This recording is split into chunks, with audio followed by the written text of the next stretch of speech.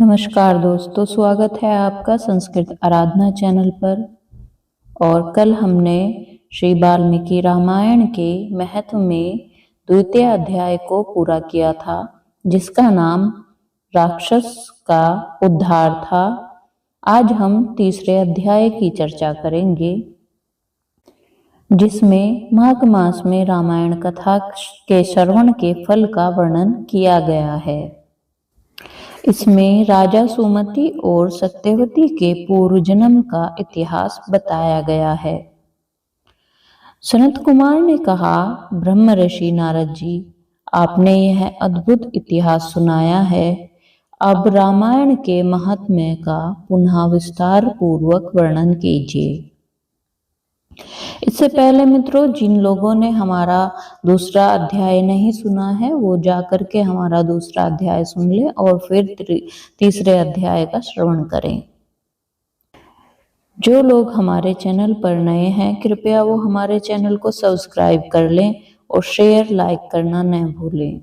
और कुछ भी रामायण के संबंध में आप हमें कुछ उपदेश देना चाहते हैं या कुछ भी कहना चाहते हैं तो आप कमेंट बॉक्स में लिख सकते हैं। चलते हैं कथा की ओर।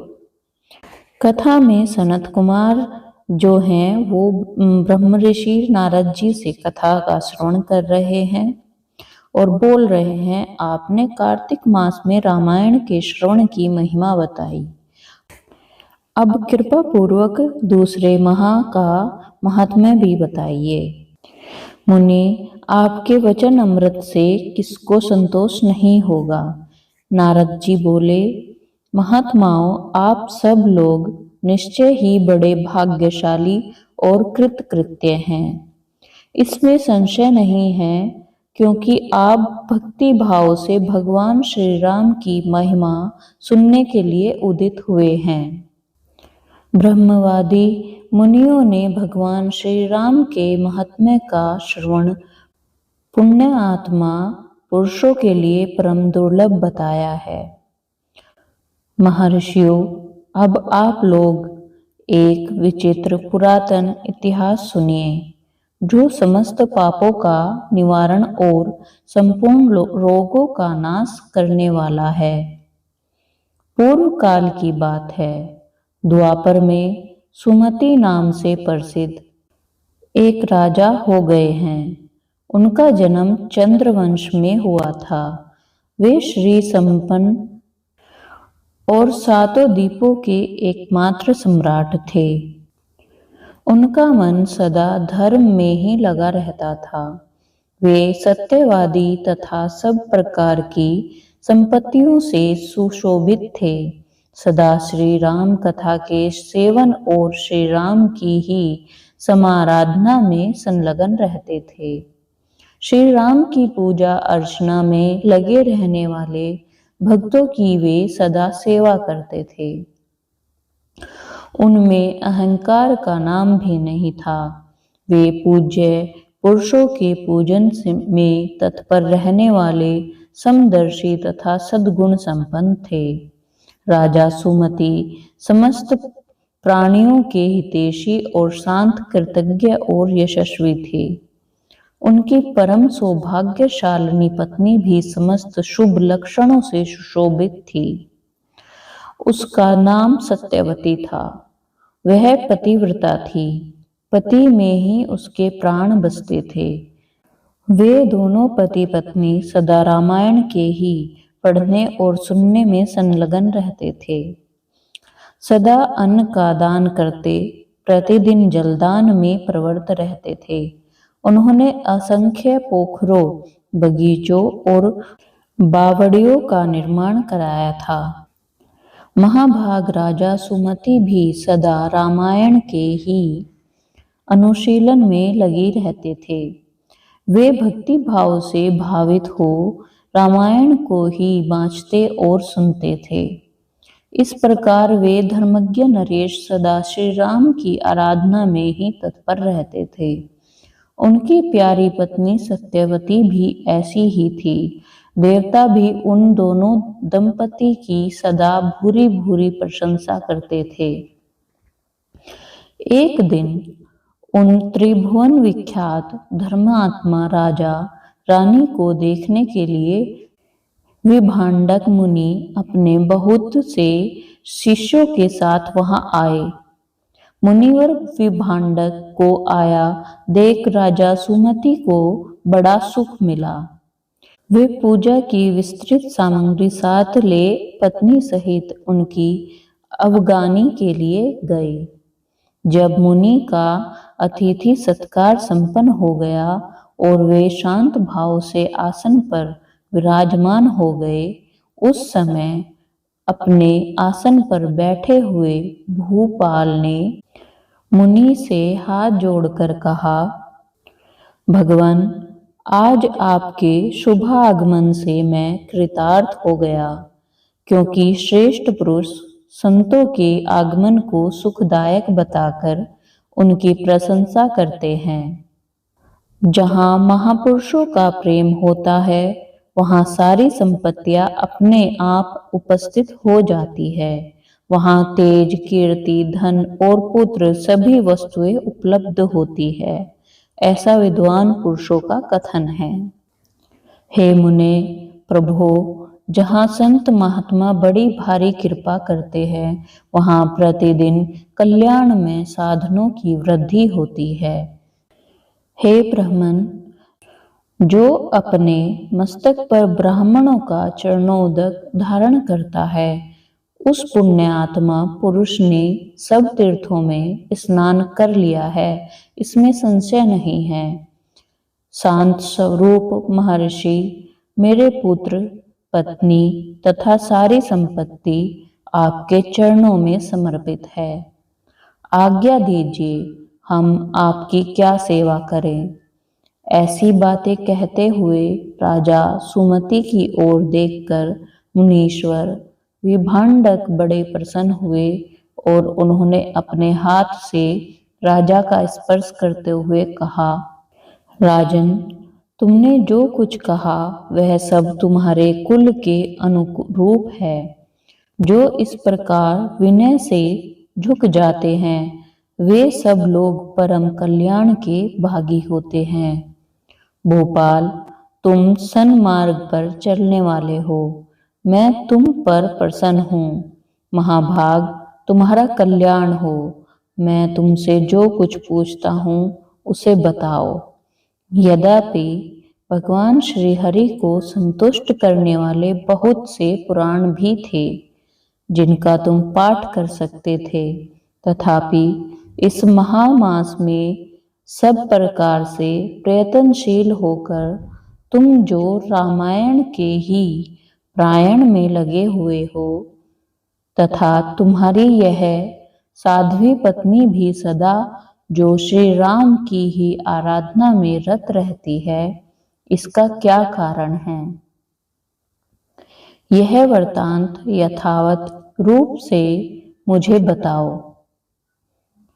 राजा ने कहा, भगवान, सुनिए, आप जो कुछ पूछते हैं वह सब मैं बताता रहा हूँ। मुने, हम दोनों का चरित्र संपूर्ण जगत के लिए आश्चर्यजनक है। साधु शिरोमणि, पूर्व जन्म में मैं मालती नामक शूद्र था, सदा कुमार्ग पर ही चलता था, सब लोगों के अहित साधन में ही संलग्न रहता था, दूसरों की चुगली खाने वाला, धर्मद्रोह, देवता संबंधी द्रव्य का अपहरण करने वाला तथा महापातकियों के संसर्ग में रहने वाला था। मैं देव संपत्ति से ही जीविका चलाता था। गो हत्या, ब्राह्मण हत्या और चोरी करना यही अपना धंधा था। मैं सदा दूसरे प्राणियों की हिंसा में ही लगा रहता था। प्रतिदिन दूसरों से कठोर बातें बोलता, पाप करता, वेश्याओं में आसक्त रहता था। इस प्रकार कुछ काल तक घर में रहा, फिर बड़े लोगों की आज्ञा का उल्लंघन करने के कारण मेरे सभी भाई बंधुओं ने मुझे त्याग दिया। मैं दुखी होकर वन में चला आया। वहां प्रतिदिन मृगों का मांस खाकर रहता था और कांटे आदि बिच्छू लोगों के आने जाने का मार्ग अवरुद्ध कर देता था। इस तरह अकेला बहुत दुख भोगता हुआ मैं निर्जन वन में रहने लगा। एक दिन की बात है, मैं भूखा प्यासा थका हारा निद्रा से झूमता हुआ एक निर्जन वन में आया। वहां दैव योग से वशिष्ठ जी के आश्रम पर मेरी दृष्टि पड़ी। उस आश्रम के निकट एक विशाल सरोवर था, जिसमें हंस और कारंडव आदि जल पक्षी छा रहे थे। मुनीश्वर वह सरोवर चारों ओर से वन्य पुष्प समूहों द्वारा आच्छादित था। वहां जाकर मैंने पानी पिया और उसके तट पर बैठकर अपनी थकावट दूर की। फिर कुछ वृक्षों की जड़ें उखाड़कर उनके द्वारा अपनी भूख बुझाई। वशिष्ठ के उस आश्रम के पास ही मैं निवास करने लगा। टूटी फूटी स्फटिक शिलाओं को जोड़कर मैंने वहां एक दीवार खड़ी की। फिर पत्तों, तिनकों और काष्ठों द्वारा एक सुंदर घर बना लिया। उसी घर में रहकर मैं व्याघ्रों की वृत्ति का आश्रय ले नाना प्रकार के मृगों को मारकर उन्हीं के द्वारा 20 वर्षों तक अपनी जीविका चलाता रहा। तदंतर मेरी ये साध्वी पत्नी वहां मेरे पास आई। पूर्व जन्म में इनका नाम काली था। काली निषाद कुल की कन्या थी। विंध्य प्रदेश में उत्पन्न हुई थी। उसके भाई बंधुओं ने उसे त्याग दिया था। वह दुख से पीड़ित थी। उसका शरीर वृद्ध हो चला था। ब्राह्मण वह भूख प्यास से शिथिल हो गई थी और इस सोच में पड़ी थी कि भोजन का कार्य कैसे चलेगा। दैव योग से घूमती फिरती वह उसी निर्जन वन में आ पहुंची जिसमें मैं रहता था। गर्मी का महीना था। बाहर इसे धूप सता रही थी और भीतर मानसिक संताप अत्यंत पीड़ा दे रहा था। इस दुखानी नारी को देखकर मेरे मन में बड़ी दया आई। मैंने इसे पानी के लिए जल तथा खाने के लिए मांस और जंगली फल दिए। ब्राह्मण काली जब विश्राम कर चुकी, तब मैंने उससे उसका यथावत वृत्तांत पूछा। महामुने, मेरे पूछने पर उसने जो अपने जन्म कर्म निवेदन किए थे, उन्हें मैं आपको बताता हूँ। सुनिए। उसका नाम काली था और वह निषाद कुल की कन्या थी। विद्वन, उसके पिता का नाम दाम्भिक या दाविक था। वह उसकी पुत्री थी। विंध्या पर्वत पर निवास करती थी। सदा दूसरों का धन चुराना, चुगली करना ही उसका काम था। एक दिन उसने अपने पति की हत्या कर डाली, इसलिए भाई बंधुओं ने उसे घर से निकाल दिया। ब्राह्मण, इस तरह परित्याज्यत काली उस दुर्गम एवं निर्जन वन में मेरे पास आई थी। उसने अपनी सारी करतूतें मुझे इसी रूप में बताई थी। मुने, तब वशिष्ठ जी के उस पवित्र आश्रम के निकट मैं और काली दोनों पति पत्नी का संबंध स्वीकार करके रहने और मांसाहार से ही जीवन निर्वाह करने लगे। एक दिन हम दोनों जीविका के निमित्त कुछ उद्यम करने के लिए वहां वशिष्ठ जी के आश्रम पर गए। महात्मन, वहां देव ऋषियों का समाज जुटा हुआ था। वहीं देखकर हम लोग उधर गए थे। वहां माघ मास में प्रतिदिन ब्राह्मण लोग रामायण का पाठ किया करते थे। उस समय हम लोग निराहार थे और पुरुषार्थ करने में समर्थ होकर भी भूख प्यास से कष्ट पा रहे थे। अतः बिना इच्छा के ही वशिष्ठ जी के आश्रम पर चले गए थे। फिर लगातार 9 दिनों तक भक्ति पूर्वक रामायण की कथा सुनने के लिए हम दोनों वहां जाते रहे। मुने, उसी समय हम दोनों की मृत्यु हो गई। हमारे उस कर्म से भगवान मधुसूदन का मन प्रसन्न हो गया था। अतः उन्होंने हमें ले आने के लिए दूत भेजे। वे दूत हम दोनों को विमान में बैठाकर भगवान के परम पद में ले गए। हम दोनों देवाधिदेव चक्रपाणि के निकट जा पहुँचे। वहाँ हमने जितने समय तक बड़े से बड़े भोग भोगे थे वहाँ बता रहे हैं। सुनिए, कोटि सहस्त्र और कोटि शत युगों तक श्री राम धाम में निवास करके हम लोग ब्रह्मलोक में आए। वहां भी उतने ही समय तक रहकर हम इंद्रलोक में आ गए। मुनि श्रेष्ठ, इंद्रलोक में भी उतने ही काल तक परम उत्तम भोग भोगने के पश्चात हम क्रमशः इस पृथ्वी पर आए। जहाँ भी रामायण के प्रसाद से हमें अतुल संपत्ति प्राप्त हुई है।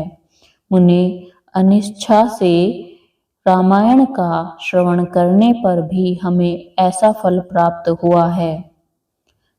धर्मात्मन, यदि 9 दिनों तक भक्ति भाव से रामायण की अमृतमय कथा सुनी जाए तो वह जन्म, जरा और मृत्यु का नाश करने वाली होती है। विप्रवर, सुनिए, विवश होकर भी जो कर्म किए जाता है वह रामायण के प्रसाद से परम महान फल प्रदान करता है। नारद जी कहते हैं, यह सब सुन मुनीश्वर विभांडक राजा सुमति का अभिनंदन करके अपने तपोवन को चले गए। विप्रवरो, अतः आप लोग देवाधिदेव चक्रपाणि भगवान श्री हरि की कथा सुनिए।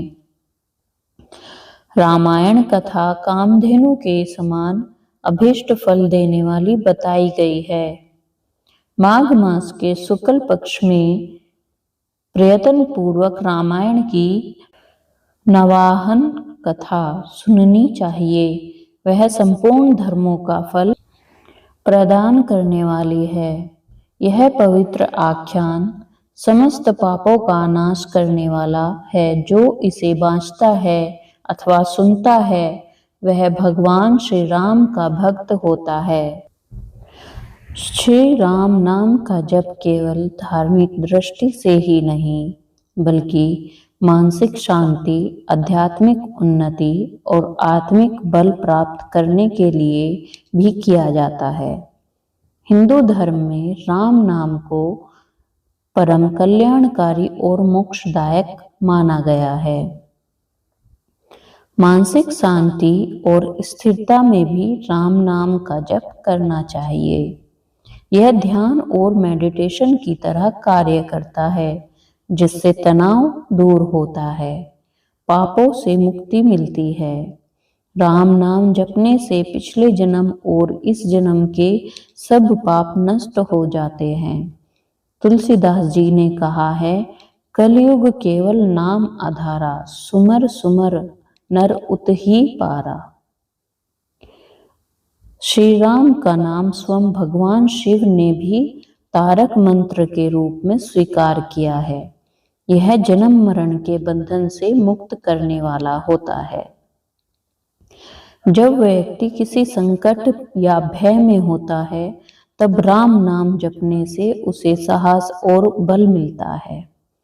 हनुमान जी का बल भी राम नाम से ही प्राप्त हुआ था। राम नाम का जप करने से हृदय शुद्ध होता है और व्यक्ति भक्ति मार्ग पर आगे बढ़ता है। जब हम राम नाम का जप करते हैं तो शरीर और मन में सकारात्मक ऊर्जा का संचार होता है, जिससे जीवन में प्रसन्नता आती है। प्रतिदिन सुबह और रात में श्री राम जय जय राम मंत्र का जाप करना चाहिए। मन, वचन और कर्म से पवित्र रहते हुए जप करें। माला लेकर या बिना माला के श्रद्धा भाव से जप करें। सत्संग और भजन कीर्तन से राम नाम का अधिकाधिक उच्चारण करें। भगवान राम हिंदू धर्म के एक प्रमुख और आदर्श देवता हैं, जिन्हें अक्सर मर्यादा पुरुषोत्तम कहा जाता है। भगवान राम को आदर्श पुत्र, पति और राजा के रूप में जाना जाता है। उनका जीवन सत्य, धर्म, कर्तव्य, भक्ति के उच्चतम आदर्शों का प्रतीक है। हिंदू मान्यताओं के अनुसार राम भगवान विष्णु के 7वें अवतार हैं। उन्हें धरती पर धर्म की स्थापना और असुरों के विनाश के लिए अवतरित माना गया है। राम का जन्म अयोध्या के राजा दशरथ और रानी कौशल्या के घर में हुआ था। उनके जीवन में वनवास, सीता का हरण, रावण का वध, अंततः अयोध्या वापसी जैसी घटनाएं शामिल है, जो उनके आदर्श चरित्र को उजागर करती है। भगवान राम का जीवन और उनके आचरण आज भी लोगों के लिए नैतिकता, समर्पण, धार्मिकता की ओर प्रेरणा का स्रोत हैं। उनके आदर्शों का अनुसरण करने से व्यक्ति के जीवन में धर्म, सत्य और शांति आ जाती है। भगवान श्री राम की करुणा और शरणागत वात्सल्यता के उनके उदाहरण रामायण में मिलते हैं। एक प्रसिद्ध कथा के अनुसार जब भगवान श्री राम ने रावण का वध किया, तब रावण के भाई विभीषण ने श्री राम की शरण ली थी।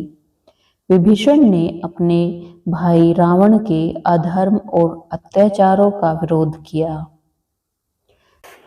जिसके कारण रावण ने उन्हें लंका से निष्कासित कर दिया। विभीषण ने श्री राम की शरण में आकर धर्म और न्याय का साथ देने का निर्णय लिया। श्री राम ने विभीषण को न केवल शरण दी, बल्कि उन्हें लंका का राजा भी बनाया। इस घटना से यह स्पष्ट होता है कि भगवान श्री राम ने अपने शत्रु के भाई को भी शरण देकर यह संदेश दिया कि उनकी शरण में आने वाला प्रत्येक व्यक्ति उनकी कृपा का पात्र है, चाहे उसकी पृष्ठभूमि या स्थिति कुछ भी हो। इस प्रकार श्री स्कंद पुराण के उत्तरकांड में नारद सनत कुमार संवाद के अंतर्गत रामायण महात्म्य के प्रसंग में माघ मास में रामायण कथा श्रवण के फल का वर्णन नामक तीसरा अध्याय पूरा हुआ।